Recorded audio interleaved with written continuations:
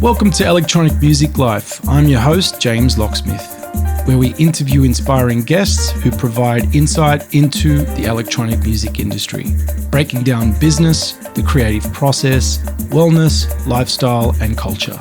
We'll reveal practical tools and tangible support on electronic music entrepreneurship and how to overcome its obstacles. I'm so pleased to be back with a new reboot of my podcast. To kick things off, I've gone back into the vault of previous unreleased conversations with guests from around the world. What I found from revisiting the archive was something special and interesting to me. The where we were and where we are now aspect of artists and music creators, which is something for all of us to be proud of and recognize. No matter where you are on your journey, you may not see it, and believe it or not, there has been progress from a time that was bleak and dark for most of us. Many have also recognized there was so much gained from pausing from what we had and knew how. In this episode, I'm speaking with Sudanese artist, vocalist, rapper, and very often described as Sudan's siren to R&B, hip-hop, and neo-soul, Nadine El Roubi. Nadine is a Sudanese Egyptian-Iranian music artist based out of Sudan. She enjoys exploring various genres from hip-hop to R&B and neo-soul to pop, with lyrics that touch upon themes such as self-love and identity. In addition to being a solo artist, Nadine was part of The Circle, a Sudanese diaspora rap group based across 3 continents, and like this, she continues exploring collaborative and community building through her music. Since we spoke in November 2020, she has released a ton of new music, and while championing the Sudanese scene at every opportunity, she has also made a considerable splash in Egypt in 2021. Her charisma is infectious, her self-awareness and vulnerability is courageous. 18 months later, she continues to be one of the most unique and inspiring voices in the SWANA region. In this episode, we get into balance with planning, discipline and being present, the use of journaling and music for self-reflection and self-awareness, Princess Nokia, self-confidence and self-empowerment.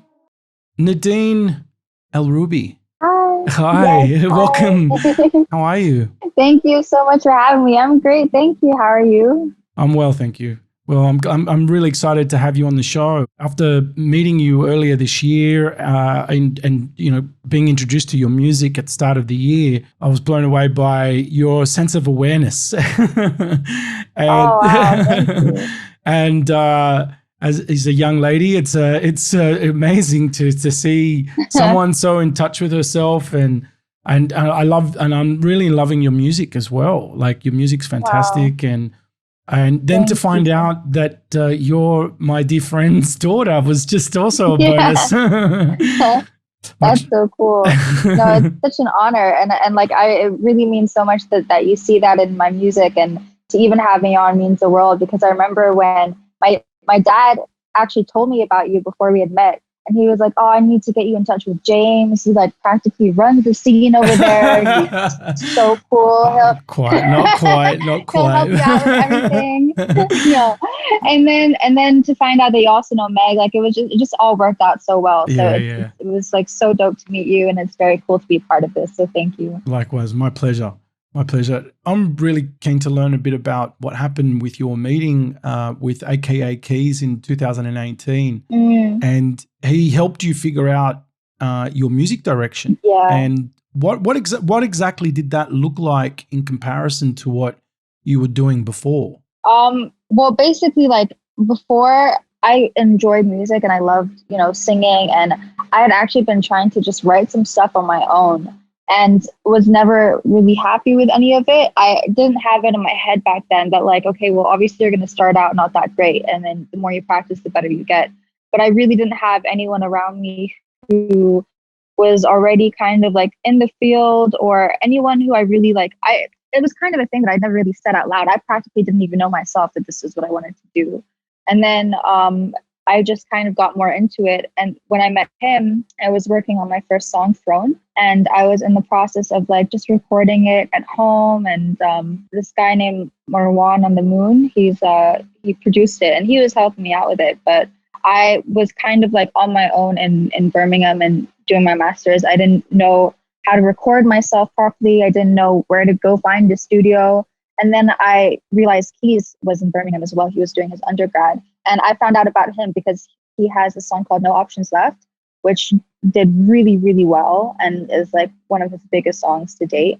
And I saw that his music video was filmed at a park that I actually go to. So I got in touch with him. And, you know, at that point, the thing that I was most comfortable claiming for myself was photography. I enjoy photography and I enjoy doing shoots and stuff.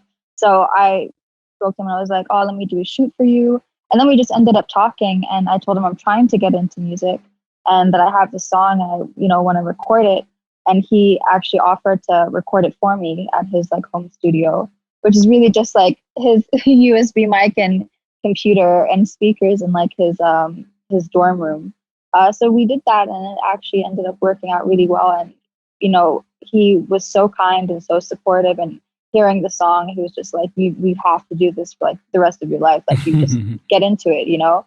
And that was probably the most pivotal point for me. That's really why I'm doing what I'm doing right now. And I could maybe, you know, if I hadn't met him, it could have happened another way, but I just think it worked out really well that it did work out that way. Right. So you found that meeting and working in his little studio that you were able to kind of recognize what was available for you and what you could be doing. Yeah. And you could see that, okay, this is something I need to be doing. Is that about right? Yeah. Yeah.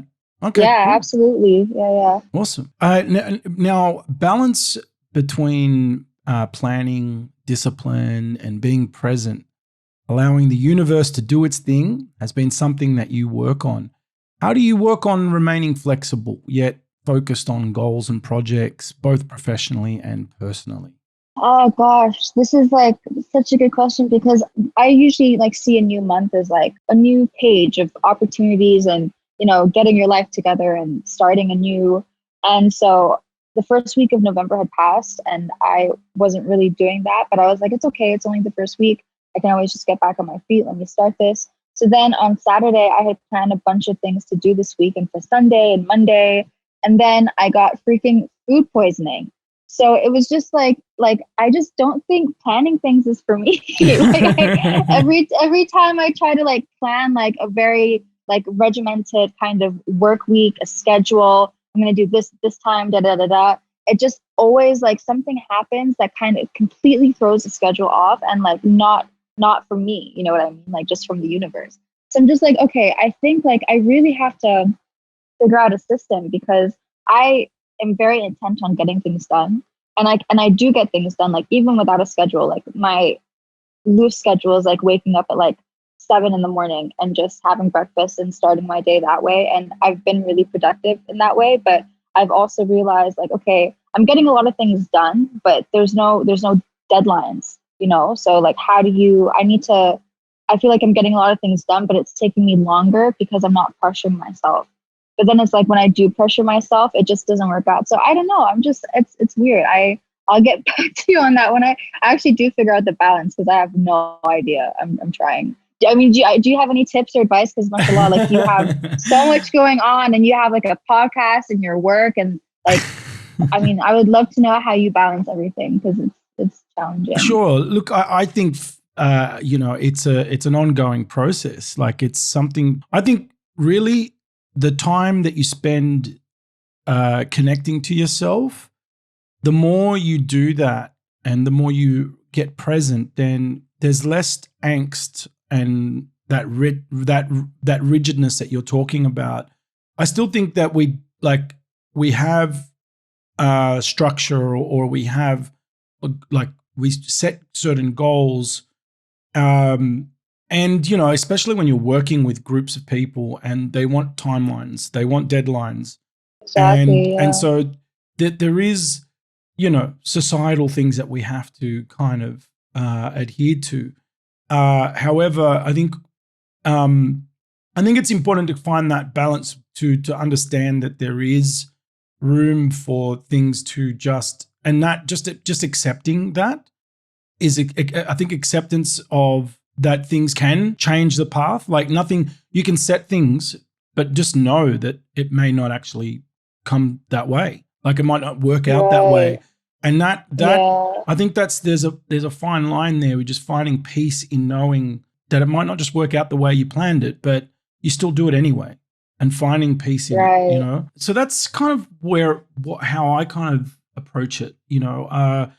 And, you know, it's so interesting because that we're talking about this, because today I woke up this morning with, you know, my meditation, and I did some yoga, and it hit me again in the face that if I don't do these things, it was a reminder of how much that if I don't do these things, that I can't do the rest. Wow. Like I need to, and I wrote down, like I even did 6 things that I'm grateful for. I wrote, so I do those things too, you know, those things that you practice as well. Yeah. You know, and if, you know, because like you get into the rhythm and you get into routines and you forget to do the heart connecting stuff. Yeah, absolutely. The meditation or you kind of like get comfortable going, oh, well, everything's working out. And not realizing that everything's working out. Yeah, I think even when things are working out, you still got to do those things, you know, like maintain it. Yeah, absolutely. Regular practice and connecting and consistency is super important. And I think that's something that really kind of, you know, I've been doing.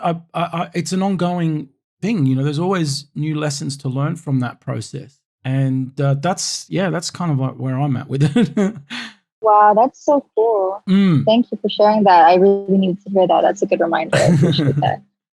So what are some of the things that help you? I noticed that you visualize, you know, journaling every day. What kind of journaling do you do? The journaling, it's changed a lot over the years. When I've kept diaries since I was like 11, 12 years old. And I have them all still with me. Yeah, so it's like building a little collection. And it's interesting when I read back on some of them. I was such an angsty teenager. They used to just be like pages of like, oh, I like hate my life. Oh my gosh, everything is just so annoying. And it was just like, so, I don't know, very like self-indulgent and just like very silly, which is like, okay, I suppose, not to shame myself. Like when you're young and you're a teenager, like it's not like I had spirituality on my mind, you know. I don't know. I guess I thought of things like deeply in other ways. I was like I suppose I was self-reflective, but not very self-aware. So it was very much like me against the world, very like a kind of victimizing mentality. And then I think once I got older, journals became more of taking accountability and being self-reflective and self-aware, and kind of digging deep into why I am the way I am, you know, what triggered certain changes in me, what, you know, triggers certain behaviors. And these days it's become kind of like touching base with myself in the sense of like, you know, talking about, okay, this and this didn't go as well today, but I've learned this and this, or even if I don't have time to do all that and I get home and I'm pretty tired, I'll just touch base and literally it's like talking to a friend almost, just being like, hey, yeah, today was okay, and we'll talk more about it tomorrow kind of thing. And then the next day, like I'll actually like, you know, write about certain things. And I've also trying to do the gratitude thing. I need to keep that up actually. So that was a good reminder. And yeah, that's pretty much it. When do you think it happened where you found that journaling process to be more self-loving as opposed to being critical of yourself? Because because I noticed that you were saying that you found that you were a bit more self-reflective. When do you think that changed? Yeah, that's such a good question. Like honestly, it was the music that really helped that, because through the music I became more self-reflective, and I was kind of critical with myself with the music as well, both in the writing and just outside of it, like, you know, looking at something I've written and being like, oh, this is trash. And it was the people around me who would, you know, either comment and be like, well, you can't talk that way about yourself or about how you write. And, people who would hear my music could be like, kind of lighten up on yourself. And that made me more reflective of like, it made me question the way I think about things. Like Proof, who's the founder of the Circle and a really good friend of mine, 80 Proof, I always used to get really hurt when he would say something like, "Oh, your music is like really sad," but he didn't mean it in the sense of like don't express your feelings. He just meant it as in the way that you think trickles down into your music, and then it comes off as like, yes, self-reflective, but at a certain point it can become manifesting negativity for yourself and keeping yourself in a loop of Yep. thinking of things in a negative way and being, critical of yourself and life. And I didn't get that until very recently when I was like, oh, like I really am just constantly writing sad songs and just making myself more sad. And it's because I used to listen to sad songs and make myself more sad, and I never had this like idea of taking your happiness into your own hands and seeing things in a more positive way. And that's not to say that, nobody should write sad songs or, obviously music should be an authentic reflection of the human experience. But for me personally, it made me realize that with even writing or expressing, sad feelings, that as a person, I always want there to be a positive twist on whatever I'm feeling. Like, okay, maybe I'm not feeling so great right now, but, it could be better tomorrow. It will be better tomorrow. And, what if I think of it this way, and injecting that into my music. So with the journaling, when it was very self-critical and just like, just negative, I think it was the music and being aware of what I was writing in music that made me be aware of what I was writing on the daily for myself, my own life, that even only I was going to see, and how much that was affecting me. That's like really interesting how it was through music that it you were able to actually see as like a mirror of what was going on of yourself, and through that you were able to go, well, hey, hold on, I don't want to be this sad person and a negative person all the time. It's great how you actually use your music as also as a way to grow and become more aware and yeah, I think it's a beautiful thing that you combine the two things. Yeah. I'll try. Yeah. So you were saying that planning and goals, like, is a 3-year to 5-year plan imperative to you? Like, do you feel like you need to have that? Because we hear it all the time from people. Like, we got to do it. And do you feel like you've got pressure to have a 3 to 5 year plan?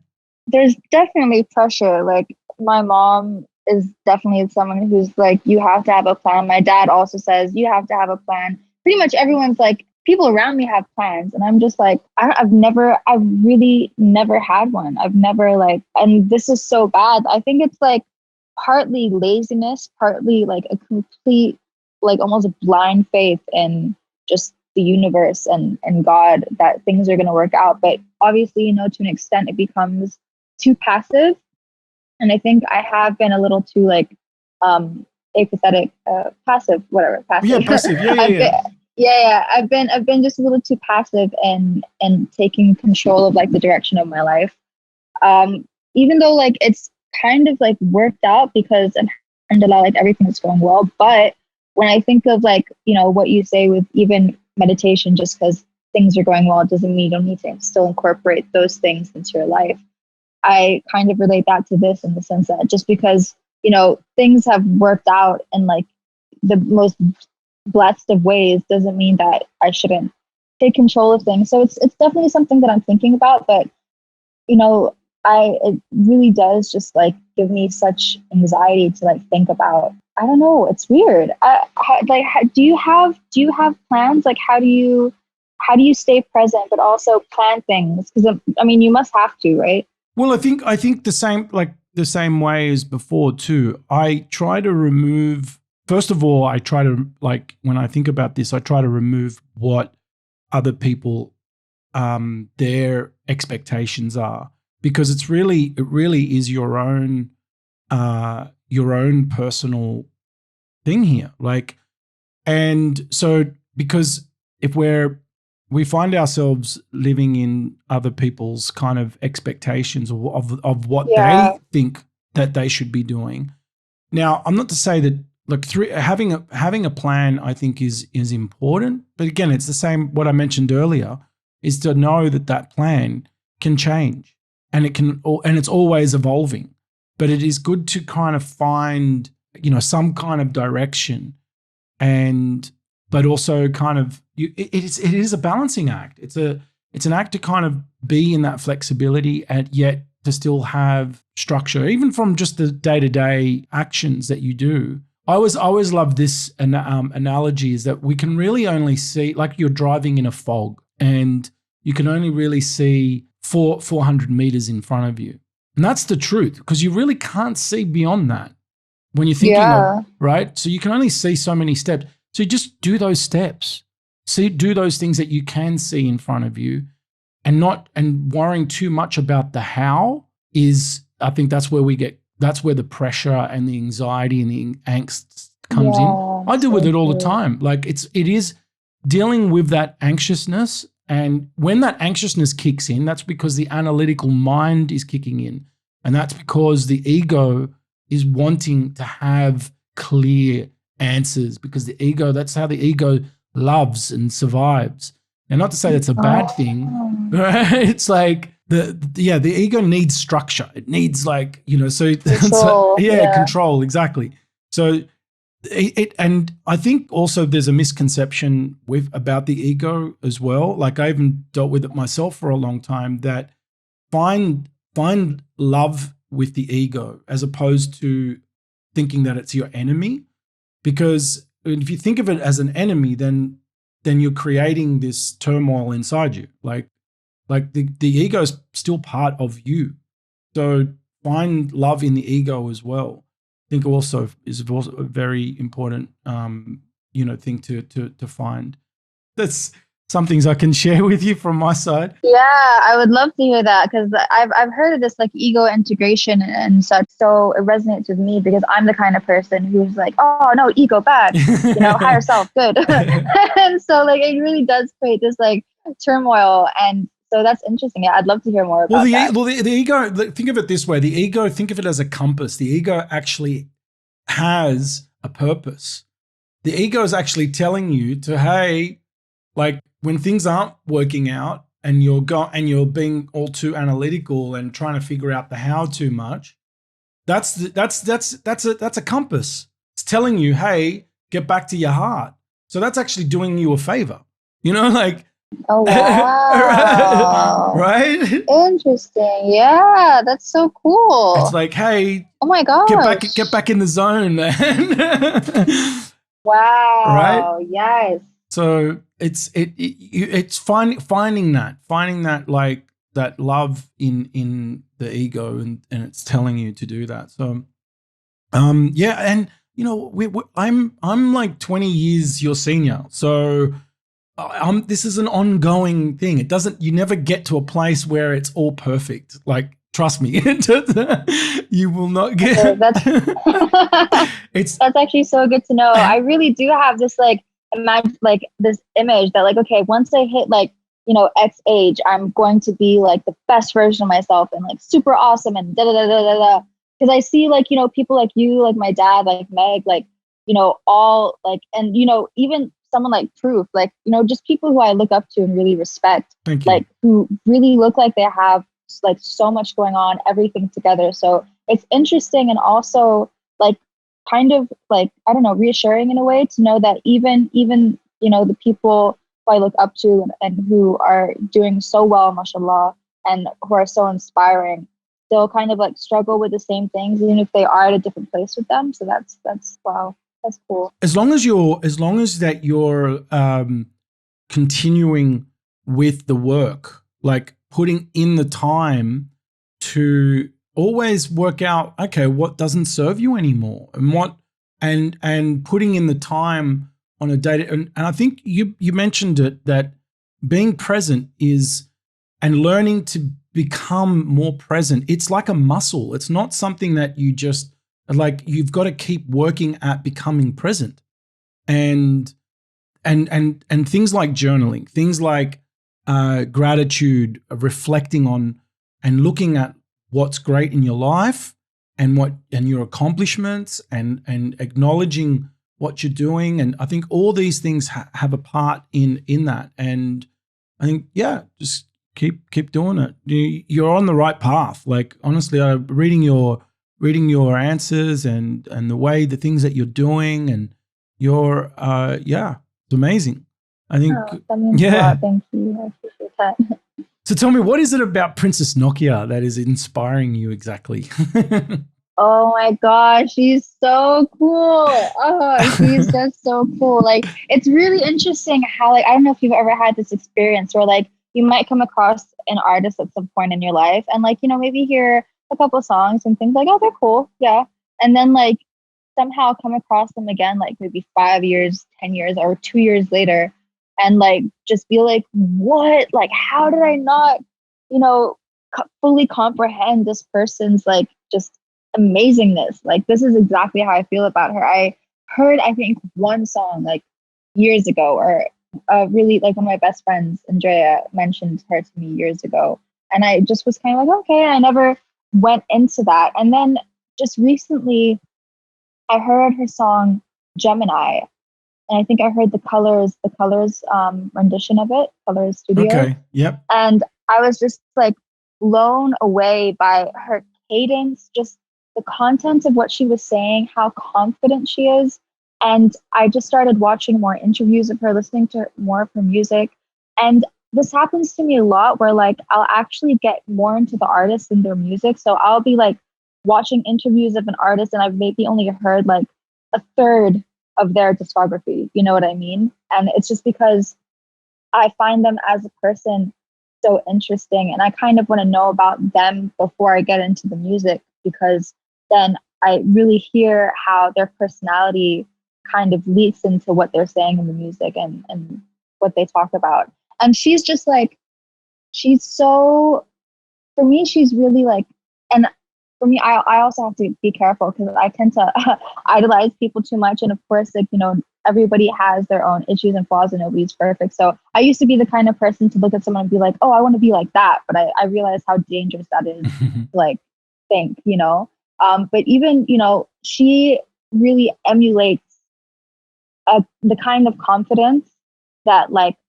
I, in my own way, would be interested in developing into. She's just very self-assured. She, you know, is very feminist and what she talks about. She holds, like, you know, other rappers, and she holds the industry accountable for their kind of like lack of or rather their sexism in hip hop and just in the music industry in general. She's very, like, soft spoken, but also just an extremely, like, forceful and strong person. And I think she's just she's a very interesting character. And I have learned so much already just from, like, listening to how she writes and how she raps. Because for me, I've always been very self-conscious of my rap voice because my speaking voice is very soft, and just my voice in general is quite soft.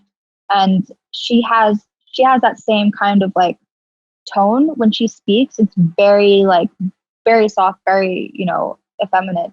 And yet how she raps can be that way, but it can also be very, like, hard hitting and aggressive. And I think that's just because she has really accepted both sides of her and embraces both sides of her and is very confident in expressing both, and doesn't think that expressing one or the other diminishes either side, if that makes sense. Yeah. So it's just really interesting to see how she's grown in the industry. Yeah, totally. I'm so glad that you mentioned her, because I'm a big fan as well because of all these things that you said. I'm just watching her evolve now as well.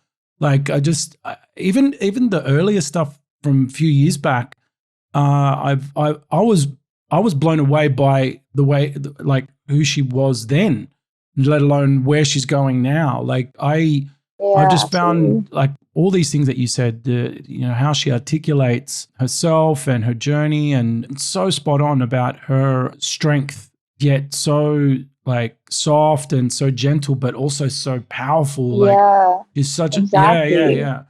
I don't know. Yeah, she's an amazing young woman. Like, I just think, I think she's a great figure for other young girls and for guys too, you know, and for guys, man. She's like, yeah, so true. I love that you said that. I don't know if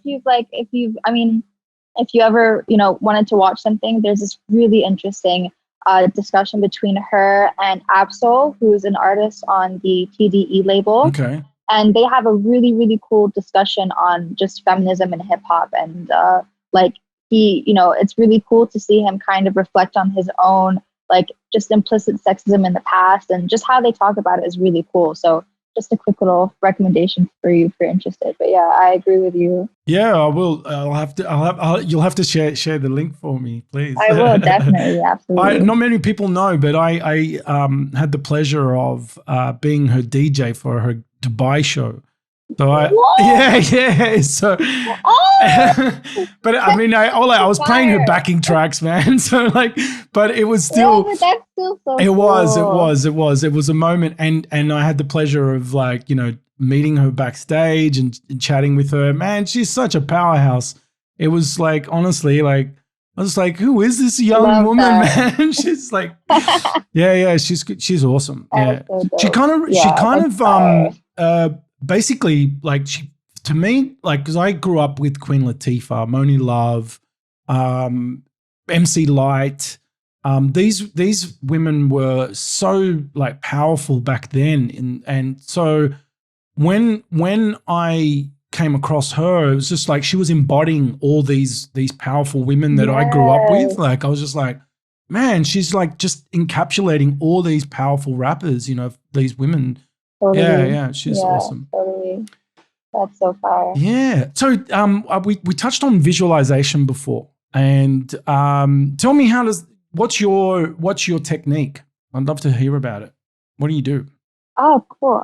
So basically, I've been visualizing things for as long as I can remember, and I didn't really understand what it was until recently. And then when I found out that it was a thing that people did, I was like, oh, I've been doing this like too. That's super cool. I didn't know it was an actual thing.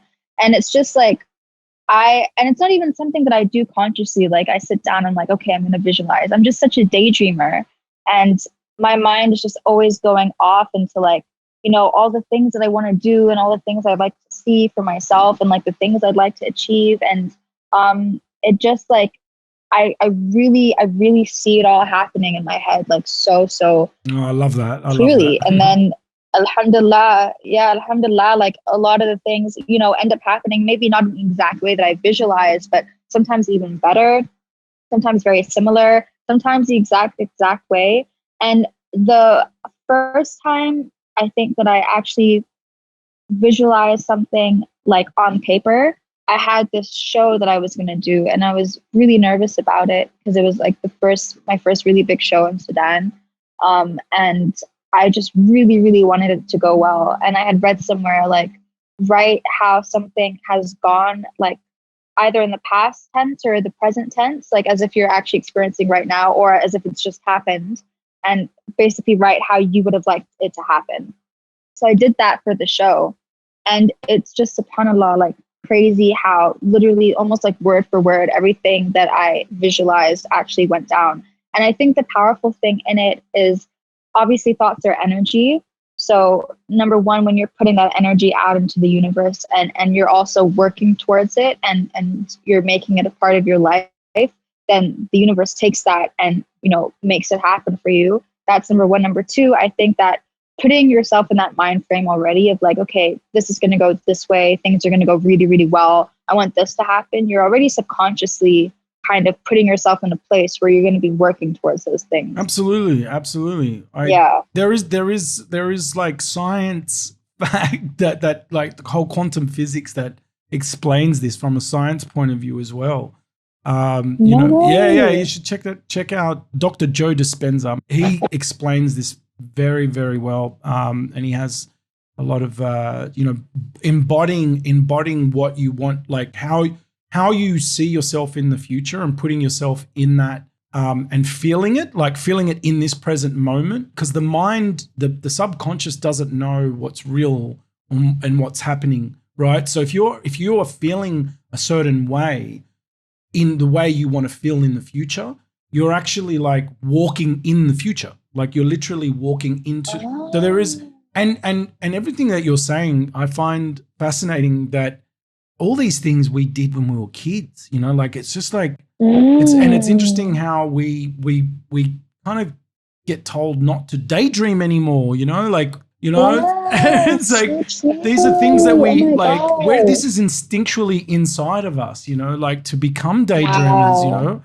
Yeah, it's awesome. I think that, again, going back to what you were saying before, I think this is one of those things that you need to keep doing in your day-to-day practice is visualize and daydream all the time.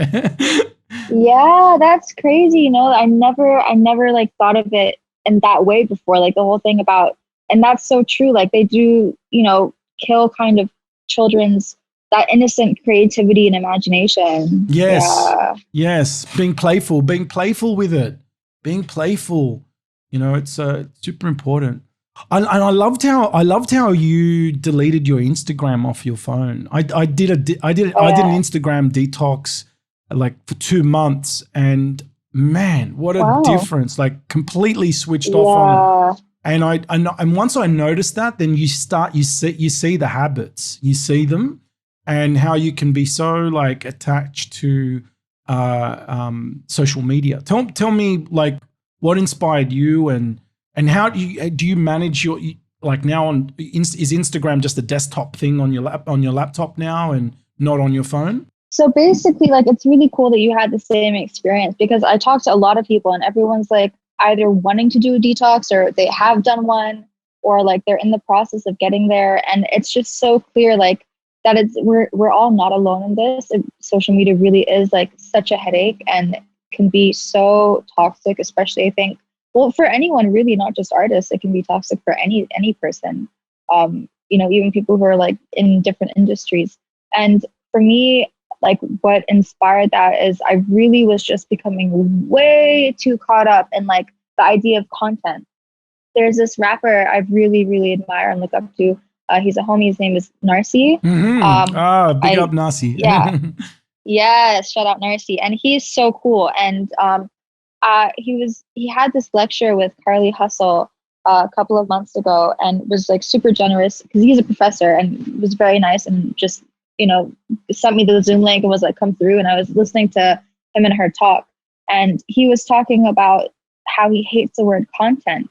And in the moment I didn't get it. And then fast forward to like a couple of weeks later, and I realized what he was talking about. The idea that we're just machines who constantly have to just churn out content, create creative content, eye-catching content, you know? And it's just like, well, okay, so what happens then is I spend every day making content to post on Instagram rather than working on my music. You know what I mean? And it became the point where I was literally trying to think of what I would post that would like do well.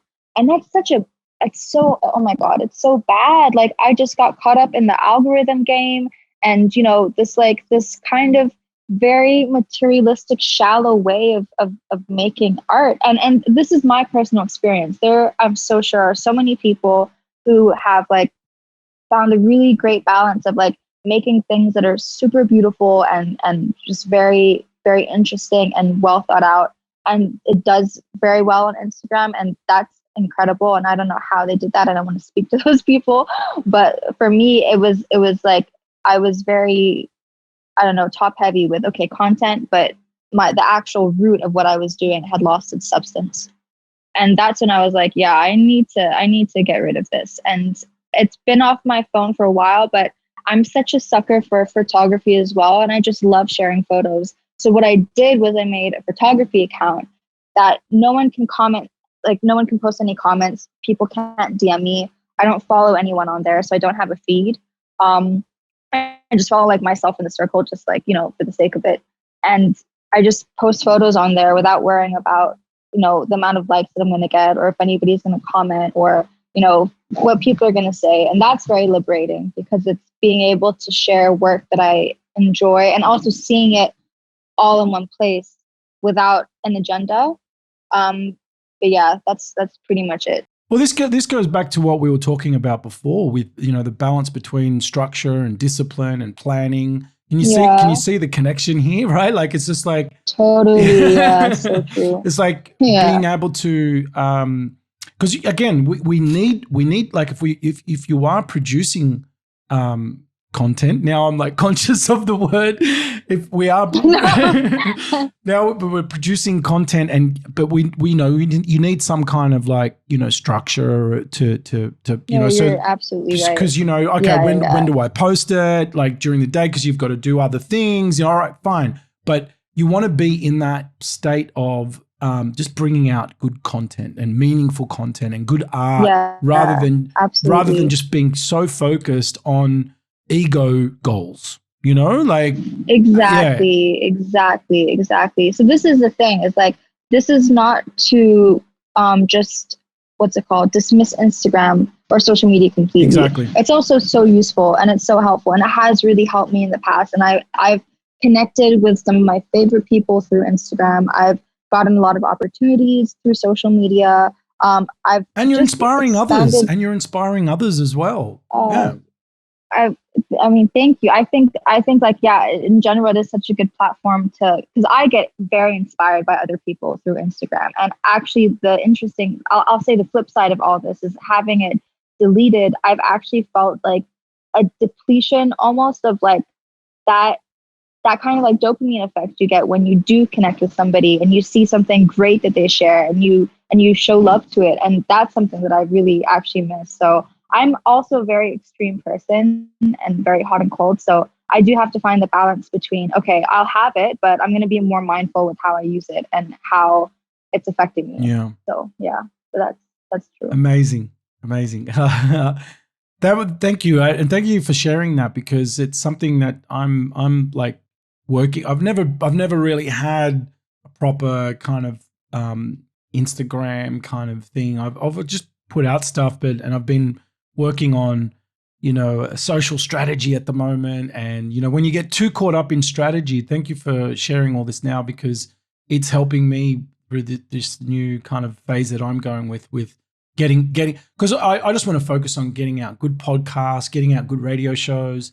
And I want to do it in a way that it's fluid and do it without just, too structured and too rigid. And, I just want to like get it out there and share good stuff to the world, that's it.